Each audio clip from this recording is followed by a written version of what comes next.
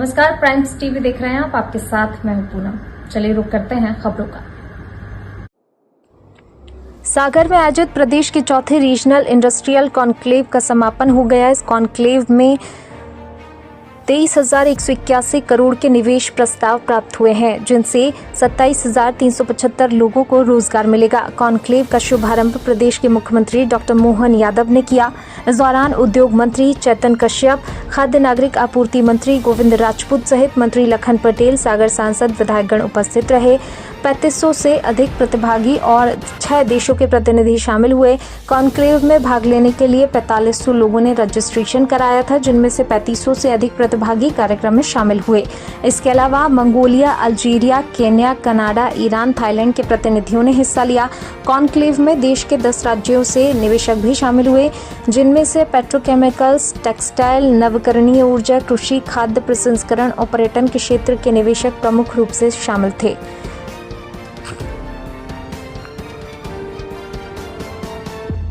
Private limited Bhopal में electronics एवं semiconductor में 100 करोड़ का निवेश करेंगे। इसी प्रकार से R K. Sethia agro private limited यह नर्मदापुरम में 800 करोड़ की लागत से कृषि एवं खाद्य प्रसंस्करण की इकाई लगाएगा, जिसमें 850 लोगों को रोजगार के अवसर प्रदान होंगे। सिग्मा इंजीनियरिंग भोपाल 200 करोड़ का investment. Barmalt malting India private limited Sehore में 400 करोड़ का investment. Dara engineering infrastructure Sehore 750 crore का इन्वेस्टमेंट। ये सीहोर में लगभग 950 लोगों को रोजगार देगा। Is green mobility, is my trip Bhopal द्वारा इलेक्ट्रिक व्हीकल के निर्माण में 1000 करोड़ का निवेश, 2000 लोगों को रोजगार मिलेगा।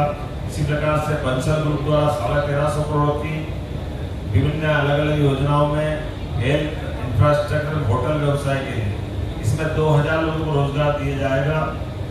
और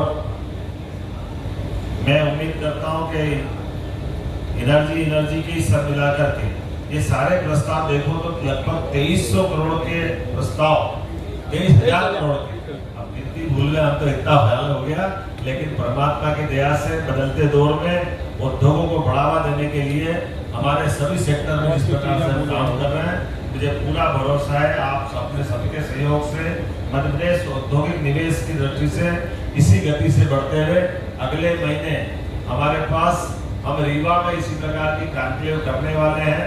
और इन्हीं कॉन्क्लेव में इसके बाद इसी बीच हमारा हैदराबाद, तेलंगाना और आंध्र की राजधानी में एक रोड शो होने वाला है, ताकि निवेशकों को हम क्रमशः बाहर के राज्यों से बुलाते रहते हैं और अपने राज्य के अंदर की बातों को वहाँ समझा करके यहाँ की इंडस्ट्री पॉलिसी पे बात करते हैं।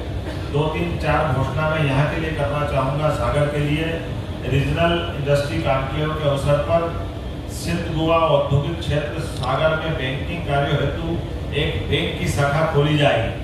इसके कारण से स्थानीय निवासियों और निवेशकों को वित्तीय सेवा में सरलता प्राप्त होगी। सिंधुआ सागर नगर निगम और इंडस्ट्री डिपार्टमेंट के बीच एक MOU हुआ है, जिसमें 10 MLD ट्रीटेड पानी हम उद्योगों को लिए दिलवाएंगे। ये परस्पर MOU आज हुआ है।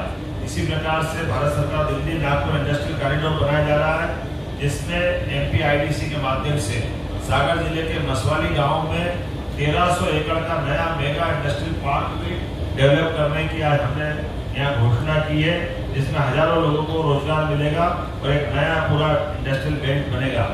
ODOP के माध्यम से भी एक जिला एक उत्पाद की नई नीति हम बनाने जा रहे हैं, जिसमें स्थानीय शिल्प और कौशल को बढ़ावा दिया जाएगा और आर्थिक क्षेत्र समृद्ध करने के साथ ग्रामीण क्षेत्र को भी वित्तीय तरलता में ताकत मिलेगी।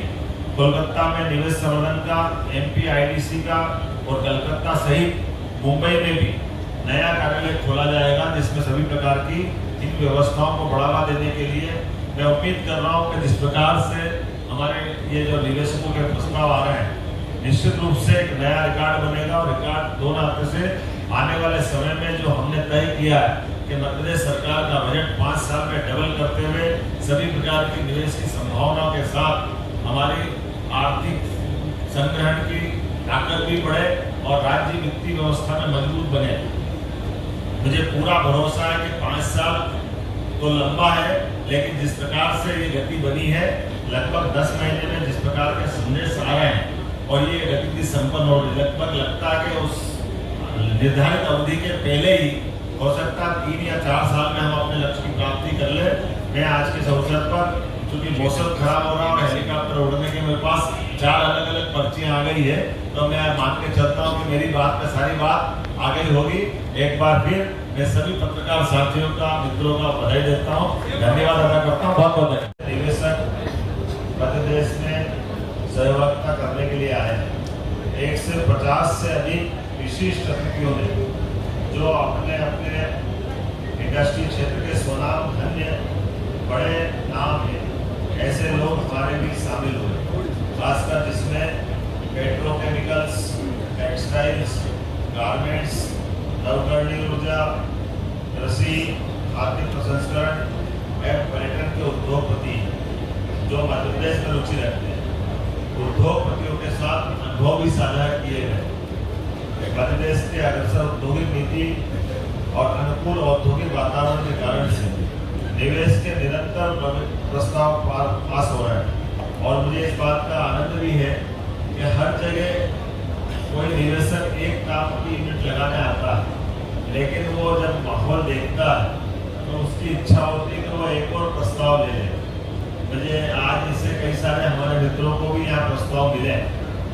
एक बड़ा सेक्टर जैसे आज हमारे बीच में आया और ने कहा कि यहाँ हमको मालूम नहीं था कि यहाँ तांबा उद्योग भी लग सकता है, तांबे की बड़ी बड़ी खदानें। ऐसे वो उनका तुरंत मन बना और बड़े पैमाने पर 1000 करोड़ की नई यूनिट का अपना मन पक्का किया।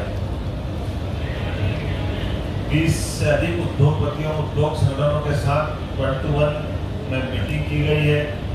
ऑयल नेचुरल गैस कॉर्पोरेशन के कार्यकारी संचालक श्री एस.के. दास, भारत पेट्रोलियम कॉर्पोरेशन लिमिटेड के PPCL के कार्यकारी संचालक Shri A. Shriram, Pacific Meta steel के श्री JP अग्रवाल इत्यादि बड़े औद्योगिक घरानों के साथ में भी व्यक्तिगत चर्चा करके समग्र विकास के लिए डिटेल प्लान बनाने के लिए साथ में स्टेट गवर्नमेंट और सेंट्रल गवर्नमेंट की इकाइयों के साथ भविष्य में विकास की विस्तार से बात करने के लिए आज हमको अवसर मिला है।